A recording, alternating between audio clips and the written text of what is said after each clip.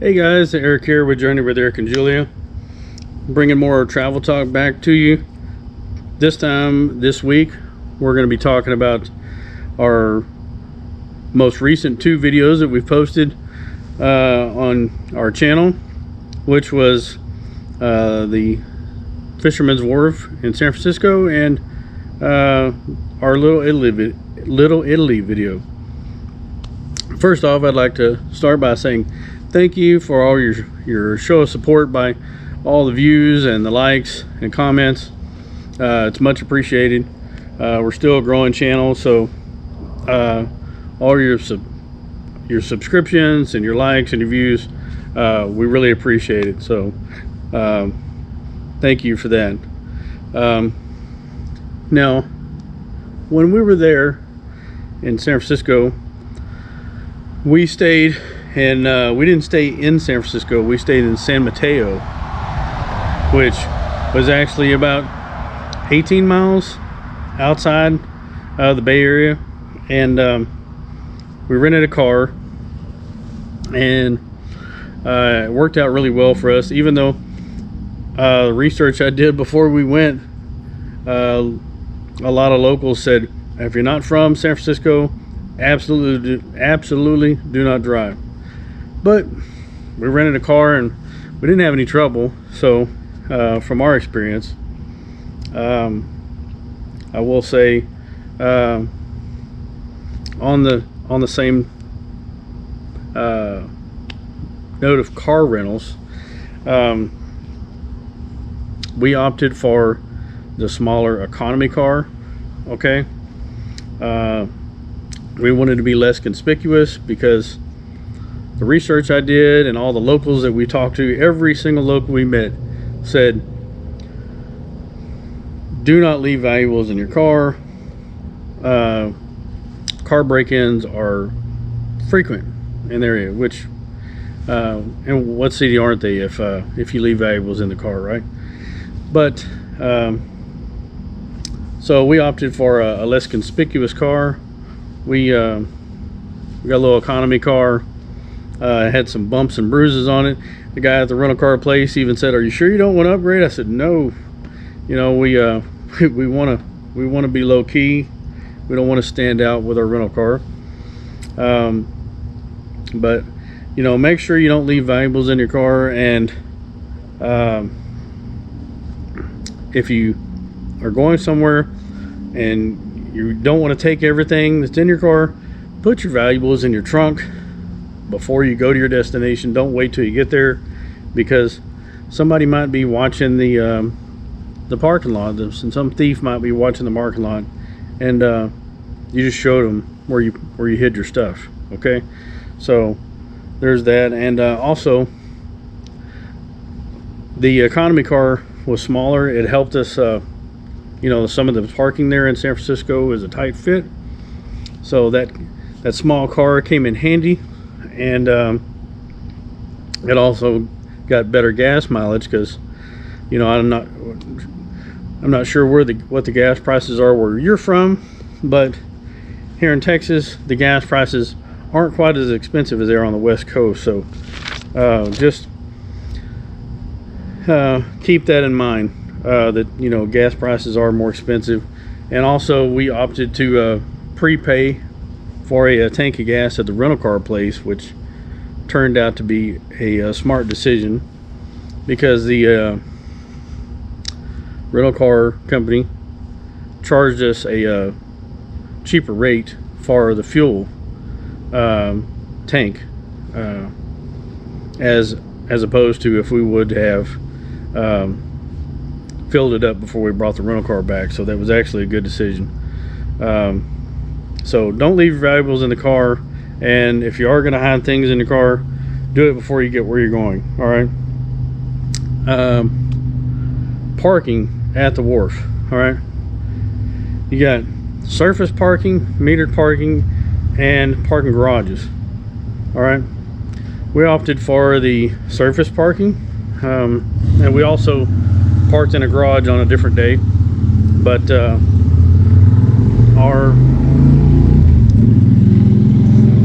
for a full, now we left our car in the morning and we didn't come back till like late that night, and we ended up spending about $45 for that amount of time. But just make sure that you check the hours of the parking lot that you leave your car at, because what you don't want to have happen is go back to get your car and the parking garage or the surface lot is closed and you can't get your car out and you have to Uber home. So you don't want that to happen. So just check the hours of the lot where you keep your car. But one thing with a lot of the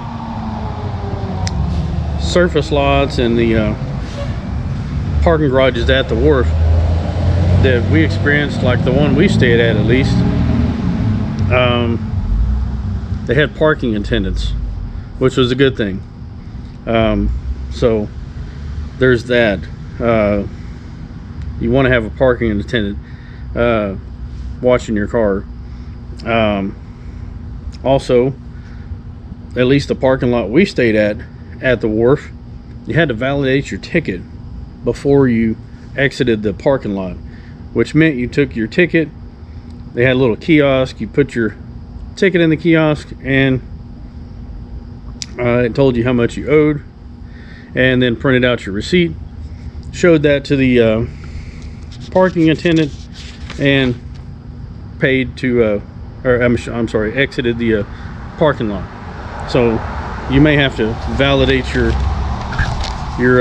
parking, so just keep that in mind depending on where you park.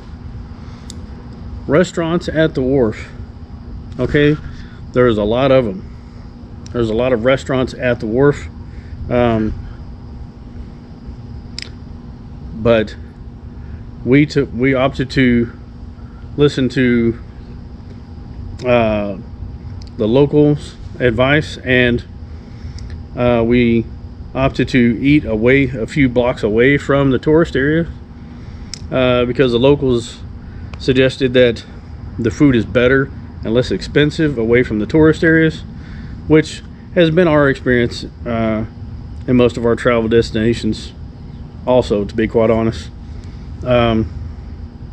So that would be my suggestion, but you know, I can't speak for the quality of the food at those restaurants. It may be great, but we opted to like I said, get a few blocks away from the tourist, which is usually your best bet. Souvenirs, okay, souvenirs. If you're the type of people that want to get souvenirs to bring back to kids or family or whatnot, what we found at least was that most of the souvenir shops were near the wharf, the Fisherman's Wharf, which is no surprise, right? Because that's where most of the tourists were. So we ended up having to go back, like our last day, to the wharf, to a couple souvenir shops just to grab a couple last minute souvenirs, because once you get away from the wharf, the Fisherman's Wharf, there really weren't as many, if any, souvenir shops. So my suggestion is, when you go to the Fisherman's Wharf, just go ahead and grab those souvenirs if you're going to, for any family or friends, before you leave there for the day, so that way you don't have to worry about having to go back there and get more souvenirs. All right, so then Little Italy.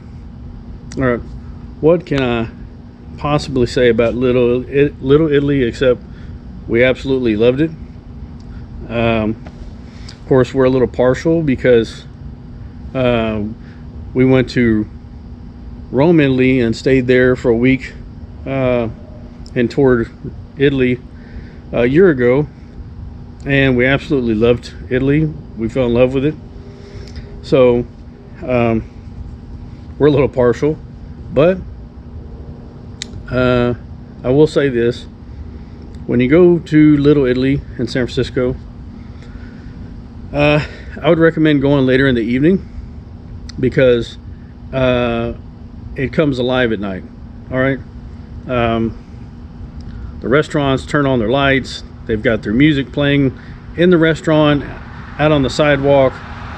A lot of it Italian themed. So there's more. The locals come out, and there's just more hustle and bustle, and it's just a much more pleasant atmosphere at night, in the evening, from our experience, at least.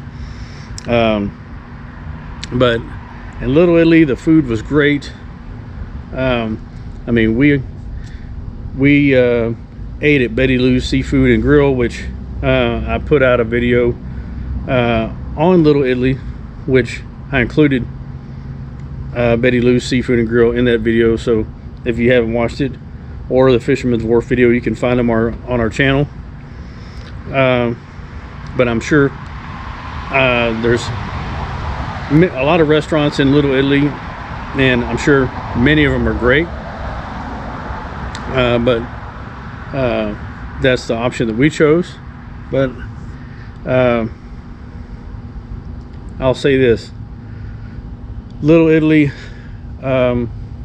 good food, authentic gelato, authentic espresso, authentic Italian pastries. I mean, it was just friendly people, great service. A lot of the staff even spoke Italian, because I mean, it's Little Italy, right? My wife and I even mentioned in our Little Italy video that, I mean, we felt like we were back in Italy, you know, because it was just that pleasant and cozy, that we actually felt like we were back in Italy for a time being there. So make sure you visit Little Italy when you go to San Francisco, definitely, because it was a great experience for us, at least. Now, parking in Little Italy. Now, a lot of the restaurants, you know, the streets are busy. Don't expect there to be a valet parking at the restaurants there in San Francisco, because parking is hard to come by. So don't expect there to be a valet out front. All right. Some places you may have to actually park a block or more away from the restaurant and walk to the restaurant, which I will say this: check the signage wherever you park.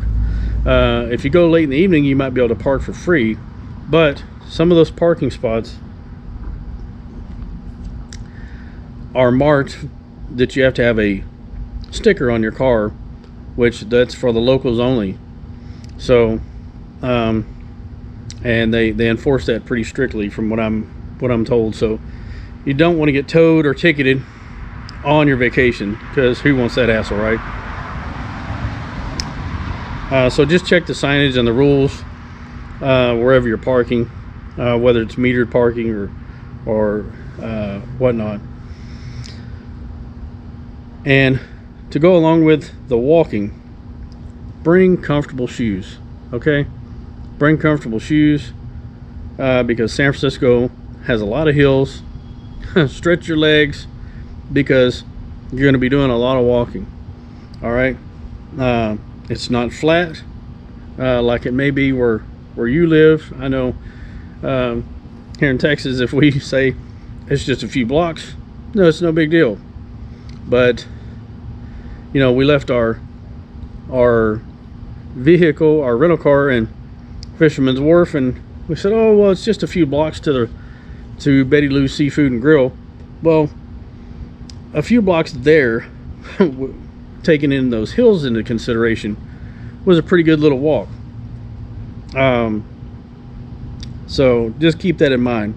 Take some comfortable shoes, and that way you don't regret it later. Now the weather in San Francisco, for the most part, the weather was beautiful, but locals will warn you, it does get cold there. So I know, and it got cold during the day and it got cold at night on some days. So make sure you bring a jacket. We're in such a rush when we were leaving to go to the airport. We actually both ran off and forgot our jackets, so we had to buy hoodies when we got there because it was cold, especially with the wind. But for the most part, for the time that we were there, the weather was just beautiful. But make sure you bring a jacket so you're prepared, okay?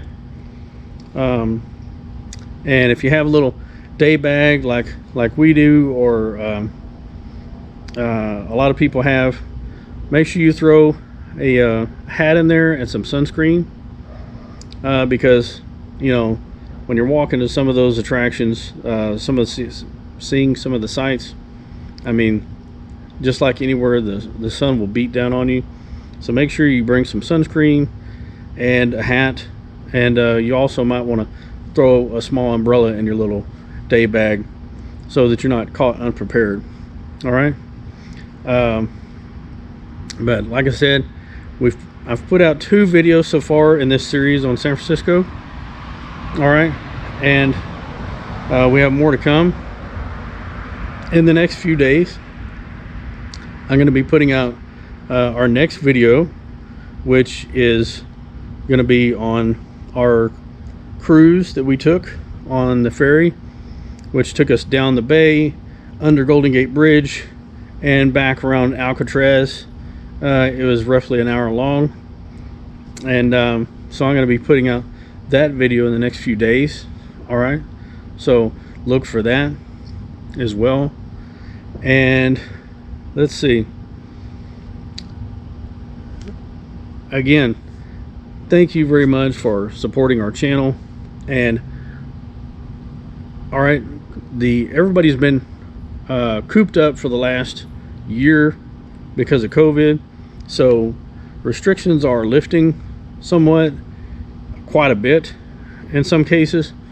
So get out there and travel. It doesn't have to be to San Francisco or some other country. It can even be locally, but get out there and travel and enjoy yourself. All right, you deserve it.